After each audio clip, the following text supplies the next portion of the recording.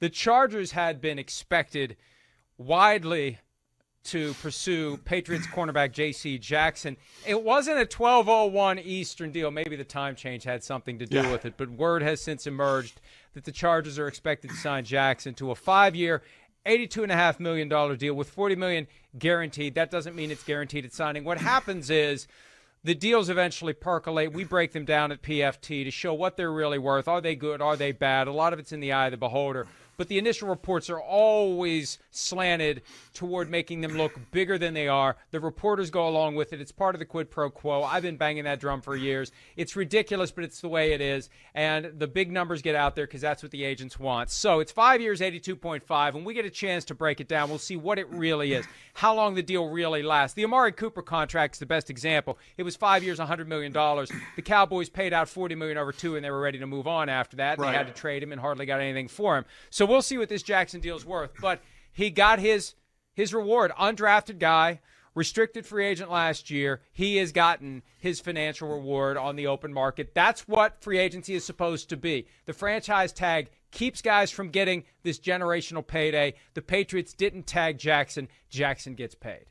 Listen, and I'm glad to see, listen, I want anybody to get any money they can. But sometimes you see a one-year wonder guy get paid a ton. And again, I'm happy for the guy, but then you kind of try to cross your fingers and you say, boy, I hope he can do that again. J.C. Jackson in the last 3 years has 22 interceptions and 47 passes defended. The dude has been doing it for multiple years. And now he goes to a defense that picked up Khalil Mack as well, or picked up Khalil, has Joey Bosa as well. It was a defense last year that was horrible against the run. They were top 12 against the pass, 23rd overall, 30th in points given up, which is the most important thing. They gave up 27 points a game. And you got a ball hawker now in Jackson, you know, who's gonna get you turnovers. And that's still, when this game of football started to when the game of football ever ends, if it ever does, turnovers are always going to be one of the most important factors in it, and that man gets turnovers, scores with them, or changes the field, flips the field in your favor. So a monster signing by the Chargers, who have a young, great quarterback, tinker with the offensive line, working on the defense now, ready to really make a move.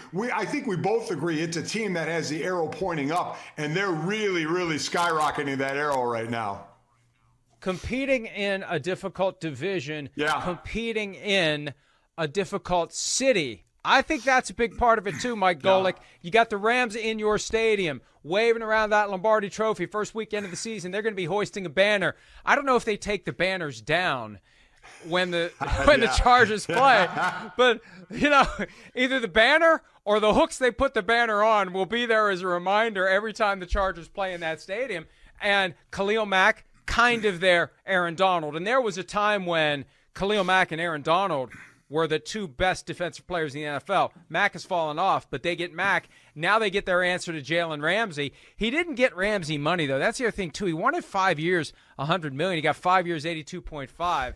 Far short of Ramsey money, but still a great deal for Jackson. Where does this put the Chargers, in your opinion, in the hierarchy of the AFC West? When you got the Chiefs with Patrick Mahomes and company, the Broncos, who will have Russell Wilson officially on Wednesday, the Raiders with Josh McDaniels teaming up with Derek Carr. Where do the Chargers fit?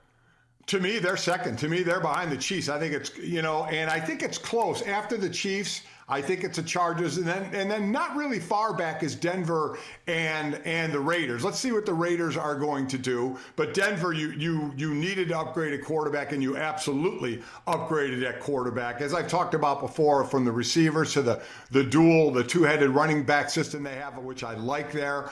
It is a very competitive, I think, division. But I definitely think, as I said, the Chargers were already on the upswing, and I think they're solidifying the spots they need to solidify. So right now, I put them right behind Kansas City Chiefs. Derwin James, who posted the eyes emoji this morning that got a lot of people's attention. He's got the Pro Bowls, and that's where the tampering really starts, Mike Golick. And it doesn't happen. It doesn't happen with the teams at the Combine. I mean, it continues there. But the seeds get planted. at the Pro Bowl, and there's Derwin James sitting with J.C. Jackson, and now they're going to be sitting like that when Justin Herbert and company are on the field every Sunday, Monday, and Thursday this fall. And good for the Chargers. They're doing what they had to do. We spoke to Brandon Staley at the scouting combine, and it was obvious they were motivated to work on their defense. They are motivated to spend, and a reason they're spending, they still have Justin Herbert under his rookie contract. They got one more year before the window opens on even the ability to sign him to a second contract. Now's the time to chew up the cap space on veteran talent who can come in and help this team win before Justin Herbert's accounting for 18, 17, 19% of the salary cap just by himself.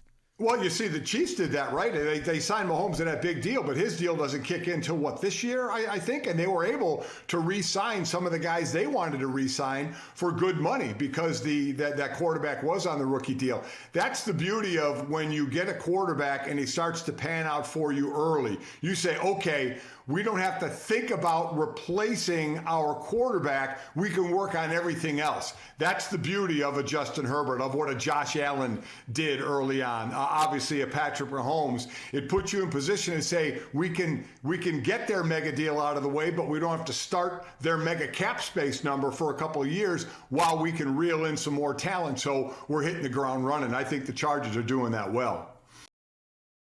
Hi, I'm Mike Tirico, and thanks for watching.